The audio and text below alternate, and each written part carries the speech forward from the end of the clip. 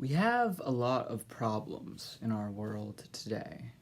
One of them, which may just be the most catastrophic one for us as a species, I'm sure you've heard of it, is of course climate change.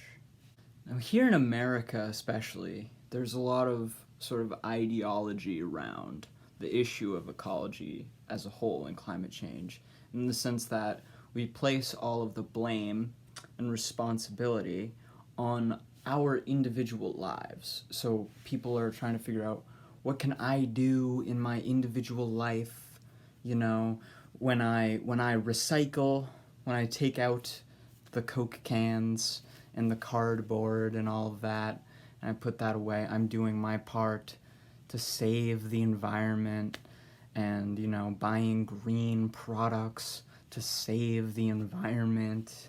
This is really sort of a form of ideological catharsis, because it makes you feel better when you do these things. It makes you feel like you're solving the problem, when in reality you're not. And there's nothing that one individual in their life, there's no configuration of consumer choices on an individual basis that will actually solve the problem. Individual choices don't solve collective problems. That's not how it works. And climate change is like the prime example, besides the coronavirus, of a collective problem. It's literally in the commons of us as a species. It literally affects everyone and everything and all of the planet that we live on as humans.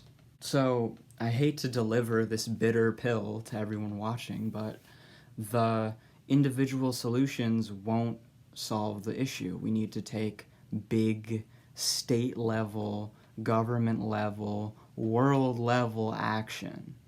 Instead of seeking out ways of configuring our consumer choices and individual choices within our lives, where the choices that we choose from are chosen for us, we need to take action within our very way of life and the way that our society is organized. That's the level that we need to think on. That's the level that we need to change things on. So allow me to prove that to you. The Carbon Majors report, published in 2017, showed that only about 100 corporations are responsible for about 71% of global emissions since 1988.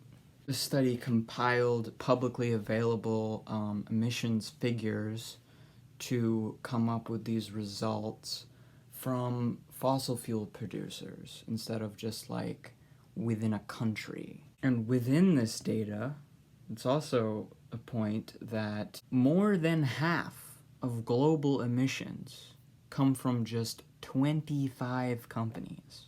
ExxonMobil, Shell, BP, and Chevron are some of the key offenders of this. And if fossil fuels continue to be emitted at the same rate within the next 26 years as they were between 1988 and 2017, global average temperatures will be on the course to rise by 4 points Celsius by the end of the century, which will increase species extinction and food scarcity. So you can see that this problem is bigger than anything that any of us can just solve within our own life. It's not me or you deciding what these corporations do. They are pursuing the logic of capitalism. It's what they're built to do. That's all a corporation can do, is pursue profit. That's what the structure's designed to do. So if you ask me personally, with my own sort of open radicalism, I will just tell you, if I had the power to, I would literally just break up these companies. Like, why? That's obvious. Why wouldn't you? But I really want to focus on a different possible solution that might just be a course of action that we could consider taking as a species, which would be nuclear energy. Now, the scientist and environmentalist James Lovelock published an article in The Independent back in 2004 about why nuclear power is the only green solution. Now, in this article, Lovelock sort of decries the use of sort of renewable energy sources, but says, yeah, we should use them sensibly if we can. However, the one source of energy that doesn't cause global warming is nuclear energy. And he goes on to say that opposition to nuclear energy is based on irrational fear fed by Hollywood-style fiction, which is a direct quote.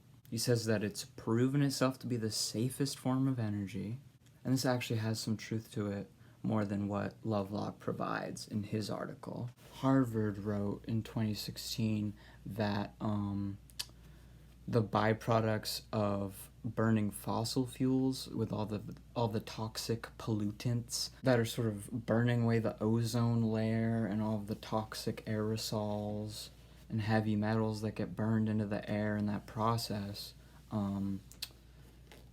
they say that the World Health Organization has stated that the urban air pollution, which is sort of a mixture of all of the chemicals that are burned away in the fossil fuel burning, up into the atmosphere, causes 7 million deaths every year, or about 1 in 8 total deaths.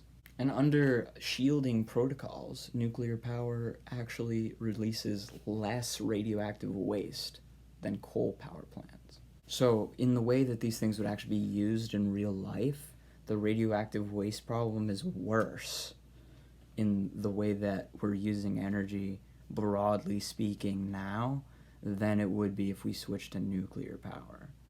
And both the European Union and the Paul Scherrer Institute have found that nuclear energy is actually the safest form of energy if you attribute fatalities to the energy sources.